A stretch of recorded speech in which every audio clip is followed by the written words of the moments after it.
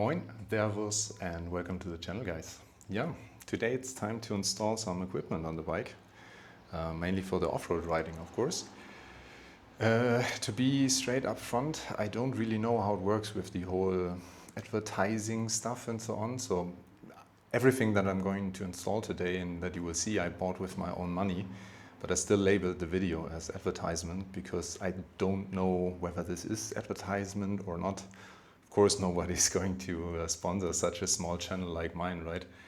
So therefore, yeah, everything you see is completely bought by my own money. Nonetheless, I will show you what I have in stock and what I want to install. Mainly some equipment to protect the engine and the bottom of the engine. And something that I wanted to have for a longer time is a little wider plate for the side stand, so in soft terrain that the bike is not sinking in as much.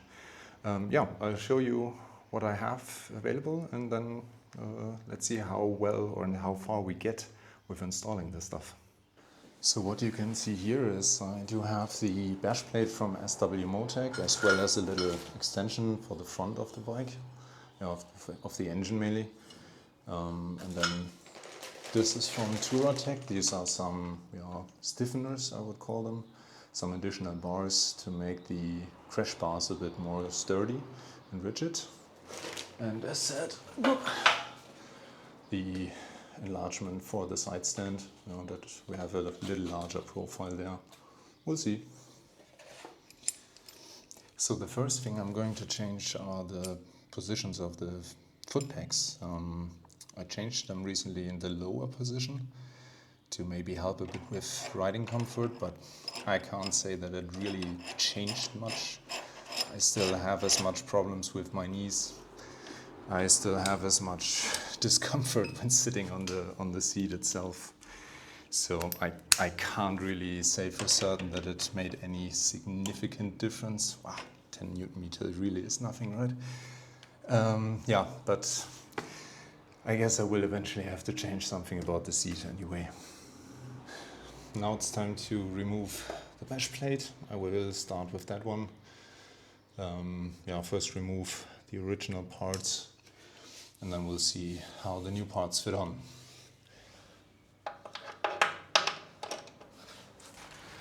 So now I'm taking off bash plate. I loosened all the screws. On the other side I took them out already. And I'm just gonna remove these small screws here, collect them, and then we should have the bash plate off already.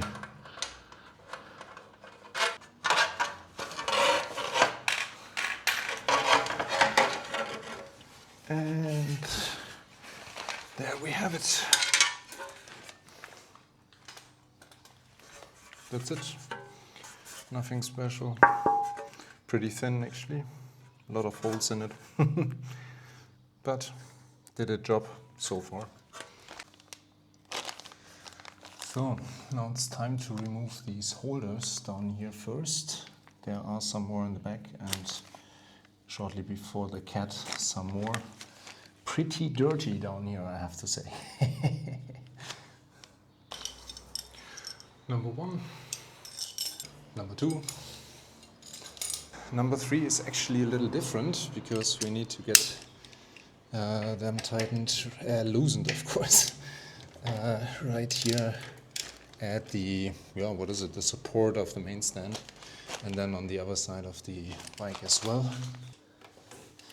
So over here, this one is a bit of a bummer. Right next here to the brake lever. And then here we do have the breathers attached, so these need to come out. And then last one. So before installing the main bash plate, I will install the bash plate extension, just for easier access, I guess. Then I still have access to the bolts down there. I think you have to do it in that order actually. So I'll go ahead. Now for the part that I don't really like.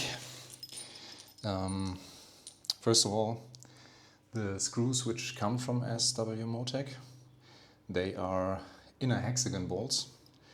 So Allen screws, or Allen bolts that you need to use, while the original ones are actually Torx.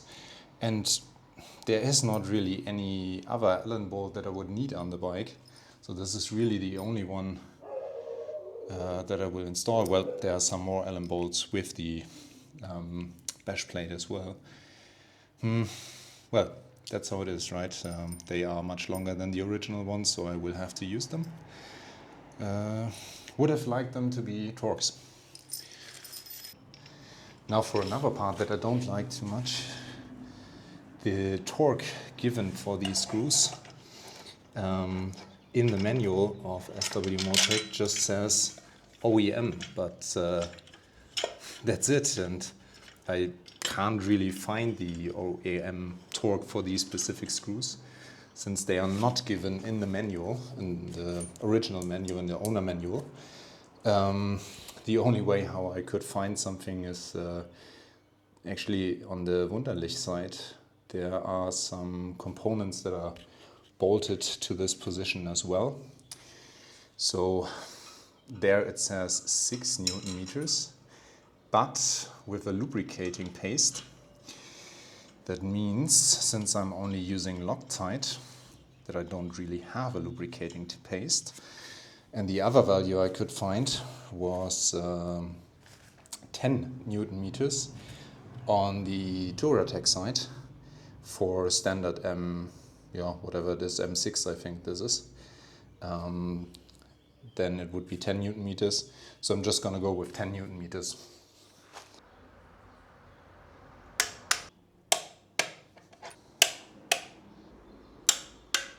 Yeah, now it's time to install some new brackets.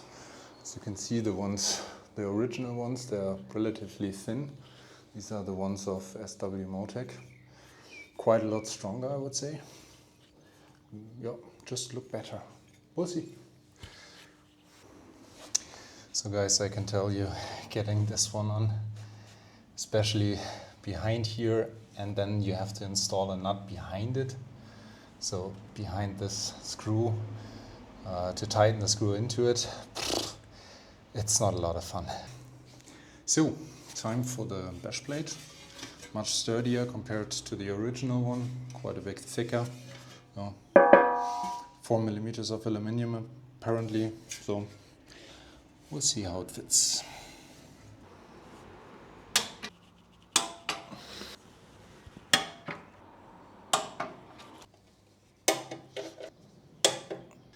In the front, you can see,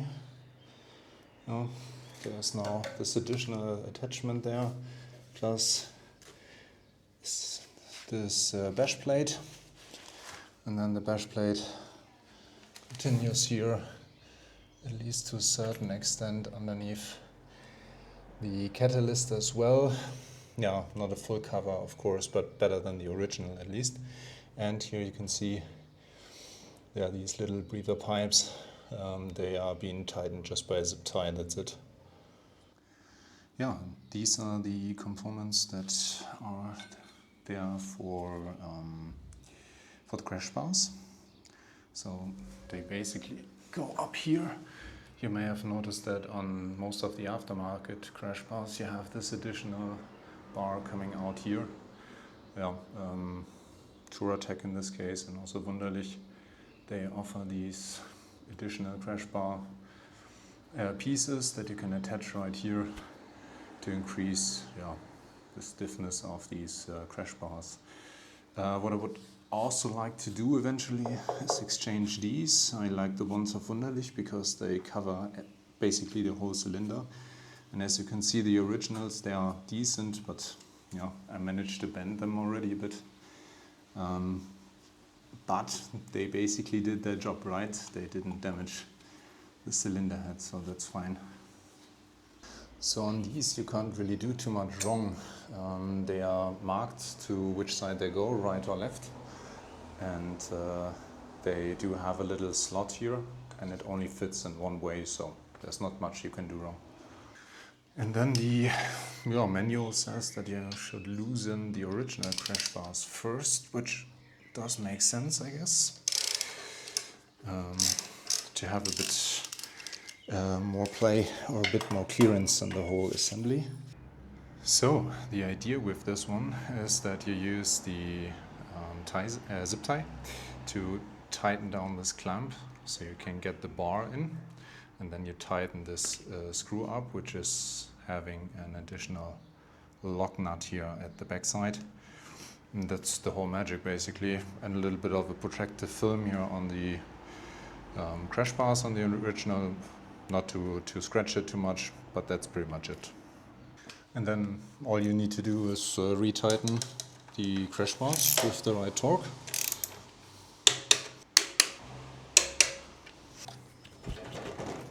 Nothing moves, at least not now. How good they do in a crash or in a little tilt over, at least we'll see about that. I'm pretty sure I will fall down eventually again. And then as a last part we will install the attachment for the side stand. One problem that I faced right now is that I only have an Allen key which fits in here. I don't really have an adapter for the torque wrench. So this is, if I've seen it correctly, I think size 3 only, so pretty small. Be aware of that. Yeah, you're supposed to use 4.5 Newton meters, but in this case I just can't. Yeah, and then there is some M3 tape that goes in here, and there's some supposed to go right here onto the stand, but I found it easier to just put it onto the metal itself. Not the official way, but I think that's a little easier. And then, yeah, just fit the foot on, take one of the bolts. I already have a little bit of Loctite on, and then just tighten the bolts down, and that's pretty much it. Then let's see how well it does on the side stand.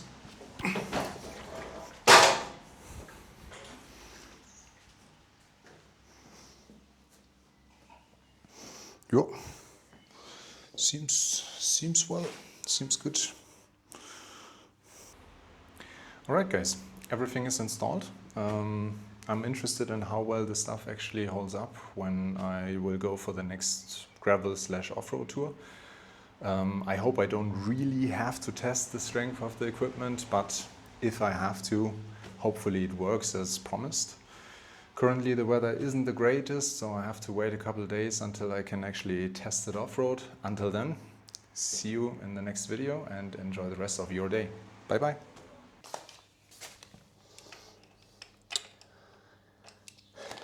Oh,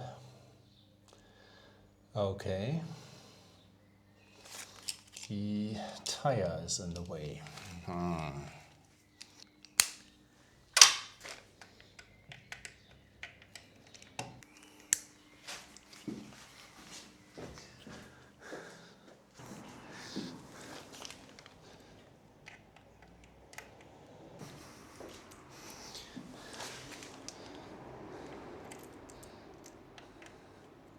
So if you have any of these, they are movable, that you can create a little bit of an angle. They are perfect for this job. Otherwise, I don't really know how to get there.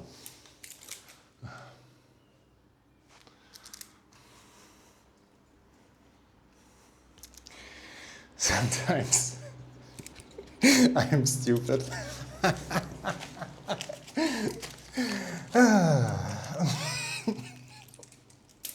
As long as I can laugh about myself, right?